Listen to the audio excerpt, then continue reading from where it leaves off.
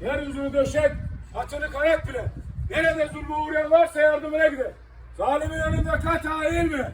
Allah'tan başka ilah bilmeyen atamız Oğuzhanoğlu'ndan, Gülhan neslinden, Kayıboyundan, Gündüz Alpoğlu, Ertuğrul Gazi Han huzurunda. Nöbet derhal. Nöbetimiz kutlu, davamız çetindir. Sancağımız dalgalansın, töremiz yaşasın. Nöbetimiz kutlu, davamız çetindir. Sancağımız dalgalansın, töremiz yaşasın. Yolum yolundur, başım yoluna fedadır. Gayrı tuttu nöbet, bendedir karındaşım. Yolum yolundur, başım yoluna fedadır. Gayrı kutlu nöbet, bendedir karındaşım. Harpler. Zırhımız iman, pusatımız adalet, hedefimiz nizam alemdir. Yürüyün harpler, yürü.